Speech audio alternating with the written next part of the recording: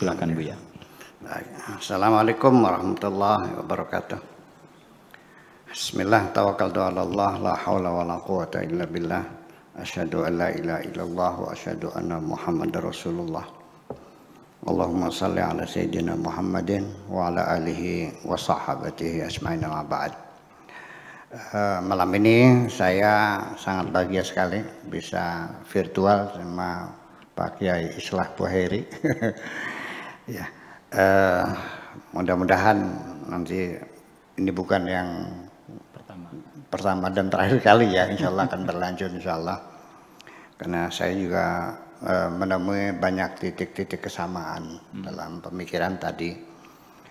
Oleh karena beliau tadi masuk melalui pemikiran Faraj Fudah yang mati dibantai semacam itu, diculik gitu. Itu merupakan salah satu tokoh besar ya dalam Harokah Tanwiriyah yang ada di Mesir itu. Dengan matinya Jalan Buhairi ini malah memunculkan tokoh-tokoh baru yang lebih resistannya begitu tinggi ya. Sampai sekarang masih berlangsung. Seperti Islam Buhairi. Ya, itu salah satu tokoh pencerahan, lightening lah ya. Lightening ya, kan itu lightening aja, bukan pencerahan ya. Islam Buhairi, seperti Syed Qimni, itu mereka masih gigih terus. Ya, kemudian juga Ilal Rusdi dari Maroko, kemudian Muhammad Syahrur dari Tunisia, tapi sudah meninggal barusan belum lama, 3 bulan lalu sudah meninggal. Kemudian juga Ahmad Abdul Mahir juga begitu gigih, kemudian juga Ibrahim Aisyah dan sebagainya. Malah justru tokoh-tokoh moderat seperti Toha Hussein tersingkir sekarang, tersudutkan di Mesir itu. Kemudian sebenarnya Muhammad Abduh juga fatwa-fatwanya itu sudah mulai digeser perlahan-lahan. Kemudian juga Jamaluddin Al-Afghani, Syekh Muhammad Shaltut, ya tokoh-tokoh itu tuh udah digeser sekarang ya. Kemudian juga tentang orang Saudi tadi, sekian dari sekian itu ateis gitu. Kalau saya bukan katanya, saya hadir dalam camping di tengah hutan bersama mereka, orang-orang Saudi, ya pakai jubah, pakai sorban, ya tapi mereka tidak bertuhan. Ya memang saya sengaja dikirim ke sana untuk ikut gabung dengan mereka, ya betul-betul tidak bertuhan. Ya mereka itu ya melihat itulah ketidakadilan yang ada di kerajaan Saudi itu. Mereka justru saya tidak bertuhan. Iya, semuanya itu bohong itu mereka ya karena itu pertemuan di camping ya, camping antara mereka, camping itu. Kalau siapa? Kaderisasi namanya. Kaderisasi ya itu. Ada saya pernah ikut gitu. Jadi saya bukan katanya, saya sendiri. Itu tahun 73 kira-kira, tahun 72, 73 lah. Iya, saya ikut. Itu di hutan antara Syria dengan Turki di Kasab itu. Kemudian lagi bahwa kita sendiri juga melihat tadi untuk merespon saja.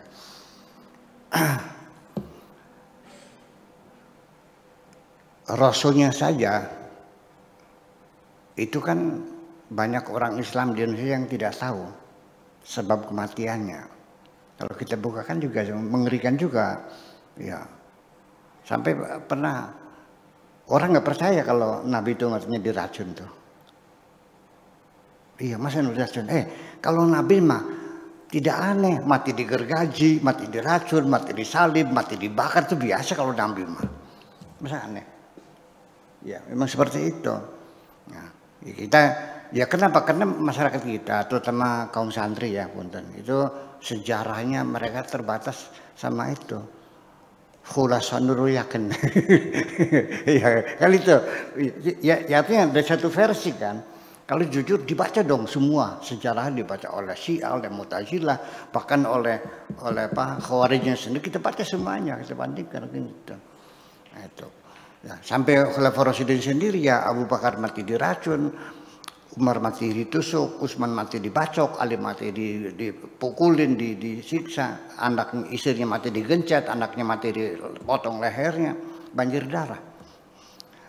Satu pertanyaan, Nabi Muhammad 32 tahun ya, dengan visi yang luar biasa, yaitu membangun masyarakat yang berdasarkan persatuan dan kesatuan. Jadi memang selama Nabi itu berjuang 32 tahun, apa yang dibangun? Yang dibangun itu kalimat tauhid. Yang dibangun kalimat tauhid. Kalimat itu kata, kalimat. Tauhid itu adalah persatuan. Dari kata wahada yuwahidu tauhidan, kata persatuan. Jadi Nabi Muhammad itu sejak kecil mula itu sudah menjadi tokoh pemersatu. Sejak anak-anak itu dia paling rajin mendamaikan teman-temannya yang berkelahi. Sampai juga beliau selalu menjadi mediator, menjadi konselor lah dalam rumah tangga, yang selalu menghindari jangan sampai terjadi perceraian. Nah, ketokohan Nabi sebagai tokoh pemersatu itu puncaknya pada usia 25 tahun ketika mereka bersengketa meletakkan Hajar Aswad. Itu. Beliau telah mampu menghindarkan terjadinya perang saudara di Mekah ya, dengan cara yang kita tahu semuanya. Hajar Aswad yang ditaruh di tengah sorban dan masing-masing suku itu. Nah, itu.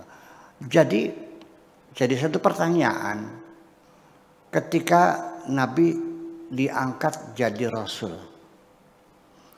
kira-kira apa tugas Nabi ini? Tugas utamanya, percayalah, tidak akan jauh dari isi pikiran Kanjeng Nabi, yaitu membangun negara kesatuan dan persatuan. Kalau di sini NKRI ya, Negara Kesatuan Republik Indonesia, Persatuan, kalimat itu tauhid. Kalimat itu bahasa Arab tapi sudah menjadi bahasa Indonesia. Kalimat lafal juga sama, bahasa Arab juga. Tauhid itu adalah dari kata wahada, kalau ikut wazan fa'ala yufailu tauhilan, wahada yuhadi. Jadi kalimat itu kalimat kata persatuan. Nah, ternyata berhasil, gemilang luar biasa mempersatukan suku-suku Arab yang saling perang saudara berpuluh-puluh tahun itu selesai dalam waktu 23 tahun. Akan tetapi begitu Nabi meninggal dunia, dalam detik yang sama, tidak ada jeda waktu lagi, persatuan umat Islam sudah pecah kongsi.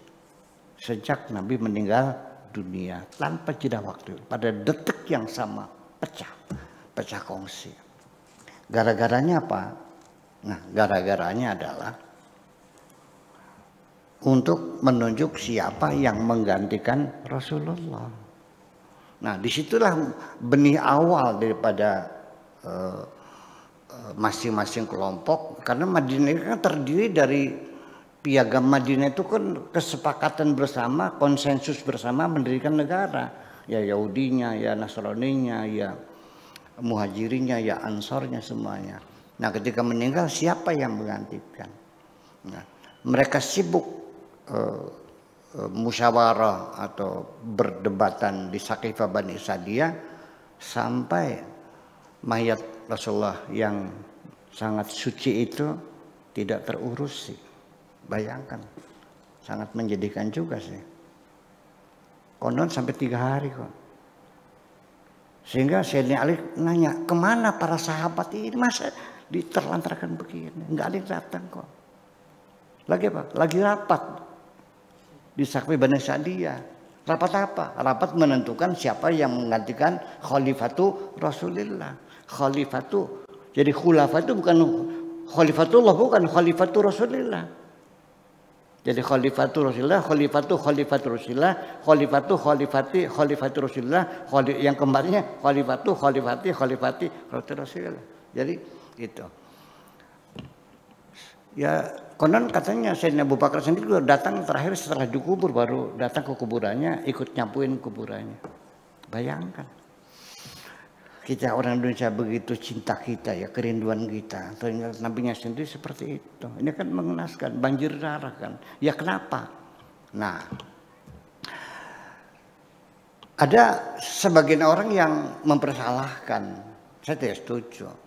Kelemahannya karena Nabi tidak menunjuk putra mahkota, tidak menunjukkan suksesi, bahkan tidak menentukan sistem pemerintah apapun juga. Nabi tidak menunjukkan apakah imarat, apakah kesultanan, apakah kerajaan, apakah republik, enggak. Lepaskan gitu. Itulah. Tapi saya tidak setuju bahwa itu sebagai kelemahan Rasulullah. Memang settingannya seperti itu. Jadi artinya sebab ini terjadi itu karena persoalannya adalah rasa kegembiraan itu apa? Euforia ya. Euforia yang berlebihan bahwa zaman Khulafaur Rasyidin itu adalah merupakan satu pemikiran demokrasi yang baru dalam eksperimen. Iya, belum pernah ada pada zamannya pemimpin dipilih, nggak ada. Belum ada pada zamannya bahwa masyarakat itu, negara itu punya konstitusi, punya anggaran dasar, anggaran rumah tangga, punya undang-undang dasar yang berupa kitab suci itu. Sejak dulu kala yang nama hukum itu ya mulutnya raja. Fir'aun itu penggal, paling ya penggal, sudah nggak ada pengacara, nggak ada hakim, nggak ada. Jadi hukum itu ada di mulutnya raja. Namrud mengatakan Ibrahim dibakar hidup-hidup. Fir'aun juga mengatakan itu tukang sihir dipotong tangan kanannya, kaki kirinya dipotong. Ya, seperti itu.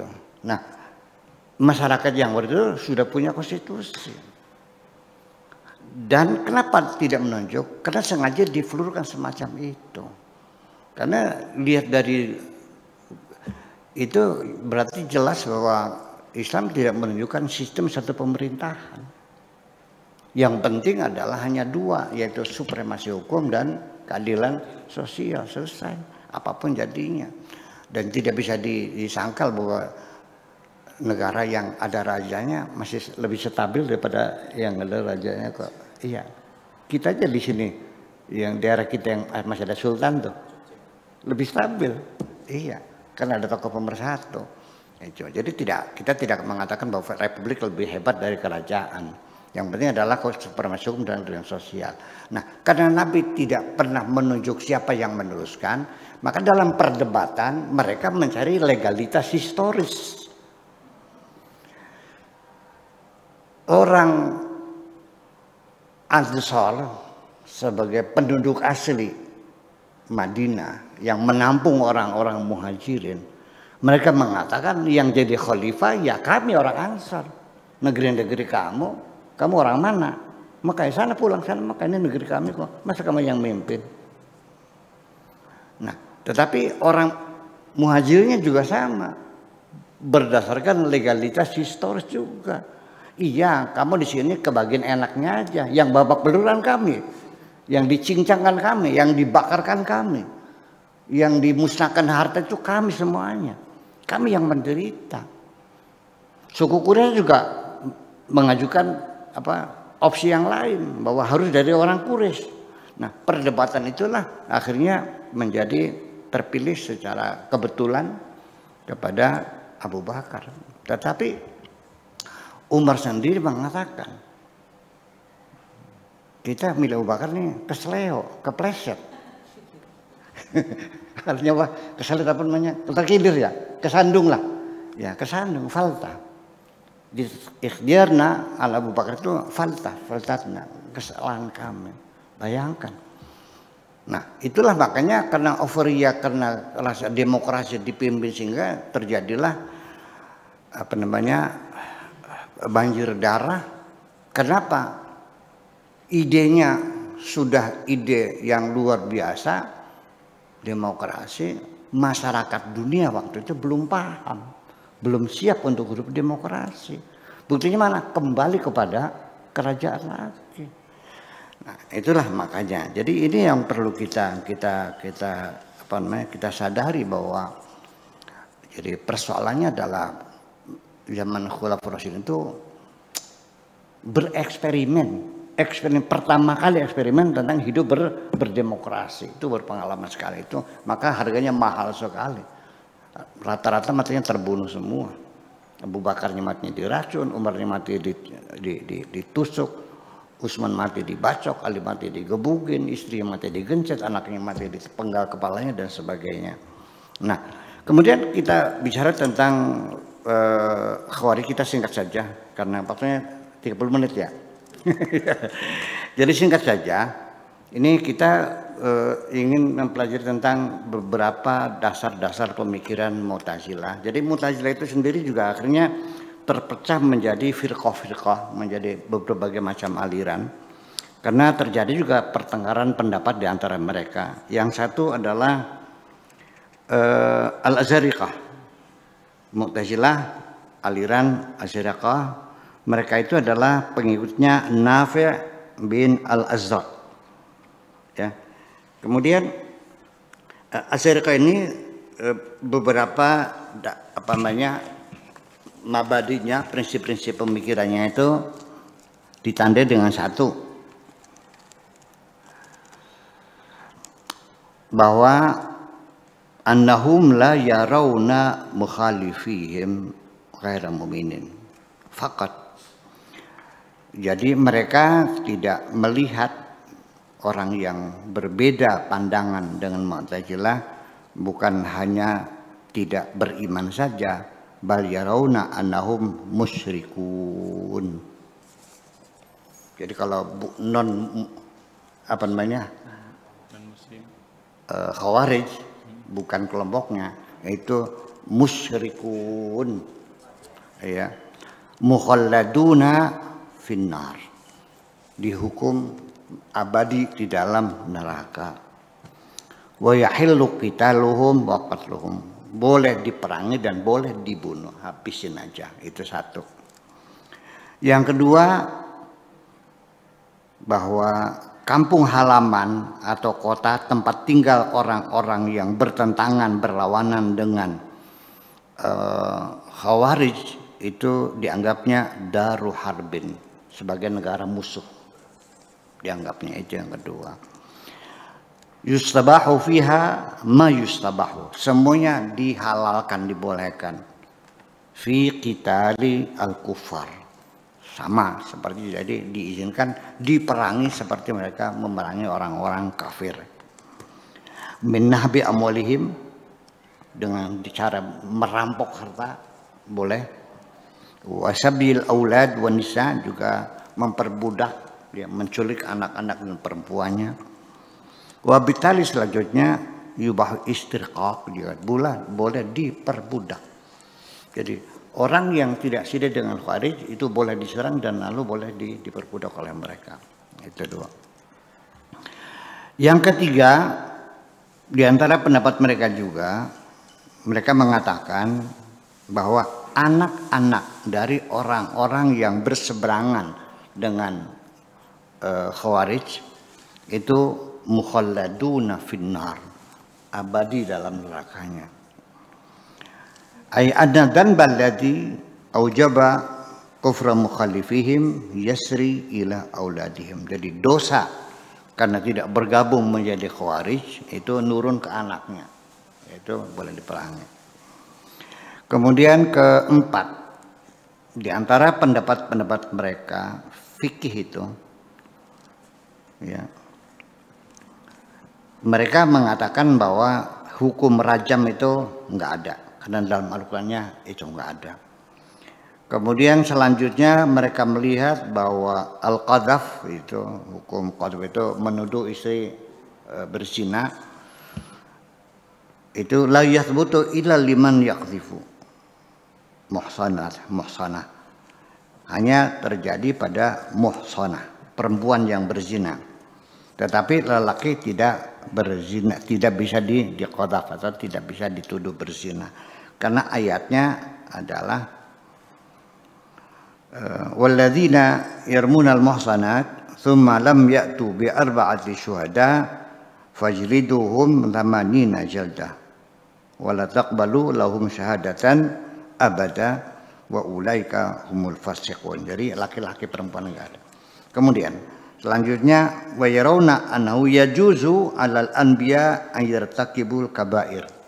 Jadi para nabi juga mungkin juga bisa melakukan dosa-dosa besar. Ini aneh-aneh kan gitu. Ini dosa-dosa mereka itu. Wasaghair dan dosa-dosa kecil juga. Bahwa itu semuanya tidak diragukan lagi, sangat bertentangan dengan yang kita yakini, ya. Idh annahum bainama yukaffiruna murtakibal kaba'ir yujawizunaha alal anbiya. Jadi nabi-nabi juga bisa melakukan dosa-dosa. Apa dalilnya? Dalilnya inna fatahna laka fatham mubina liyaghfira lakallahu ma taqaddama min dzambika wa ma ta'akhkhara. Allah mengampuni dosamu yang lalu dan dosamu yang sekarang. Berarti berdosa juga. Itu begitu. Kemudian aja lagi Khawarij An-Najdat. Kita lihat saja, waktunya terburu. Kemudian ada lagi Khawarij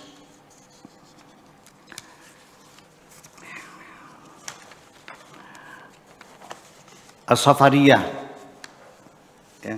Kemudian ada lagi Khawarij Al-Ajaridah. Ini enggak sempat kita terangkan satu persatunya. Kemudian ada Al-Ibadiyah yang terakhir. Ya, mereka itu adalah pengikut Abdullah bin Ibad. Mereka itu Khawarij yang paling terbanyak, ya. Paling terbanyak atau paling moderat lah di antara yang lain-lain itu. Dan mereka lebih dekat dengan Ahlussunnah wal Jamaah. Ya. Dan pemikirannya. Dan mereka juga tidak terlalu berlebihan. Tetapi di samping itu mereka ada beberapa dasar-dasar pemikiran Ibadiyah ini, ya. Kemudian jumlah sebanyak apa dasar pemikirannya ini satu,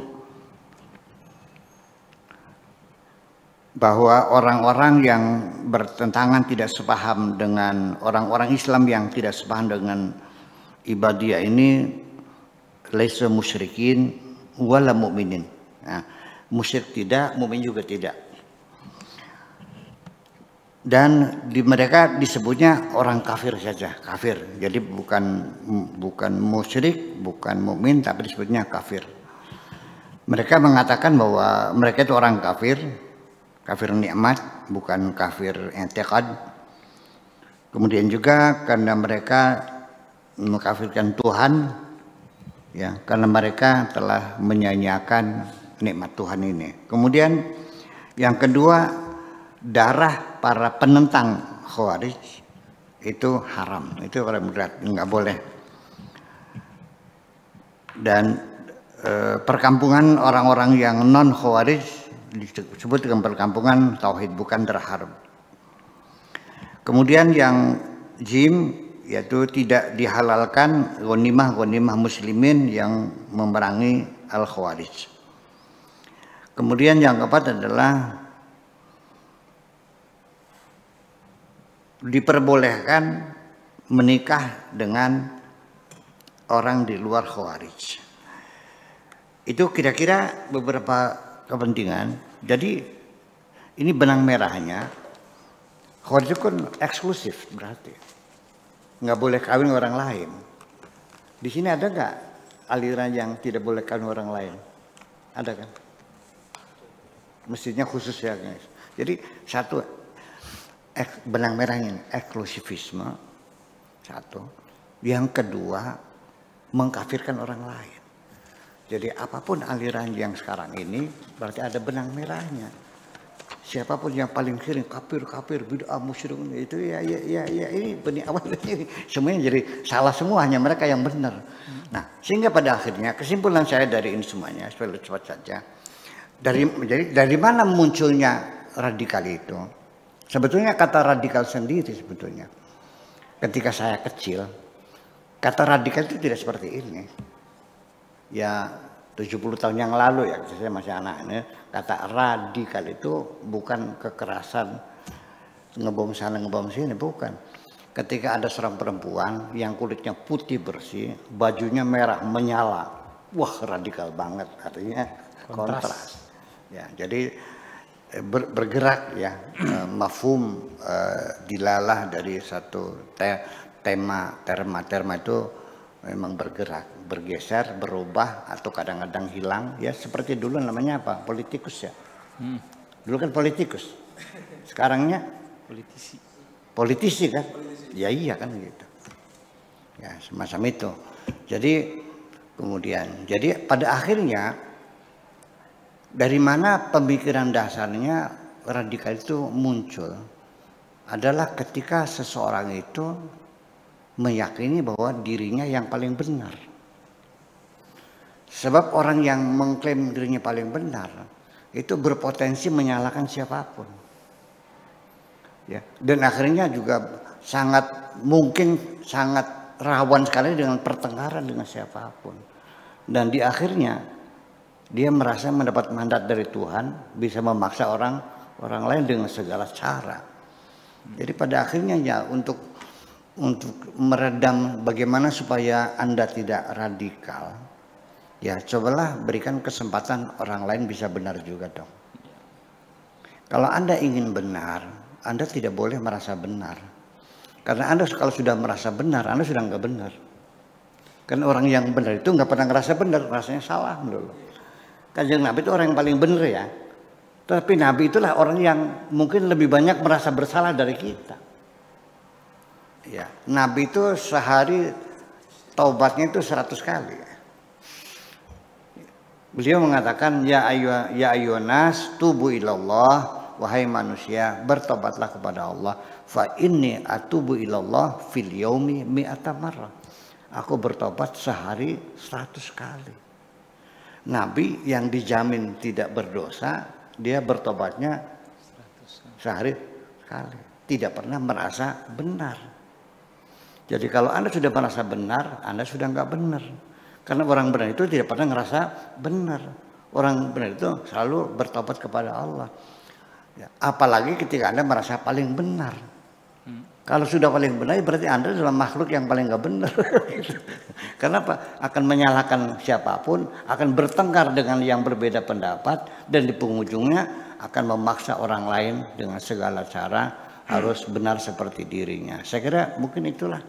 Kalau pengen jangan orang radikal ya jangan ngerasa benar. Ya seperti itulah kira-kira, mudah-mudahan manfaatnya. Amin. Terima kasih. Assalamualaikum warahmatullahi wabarakatuh.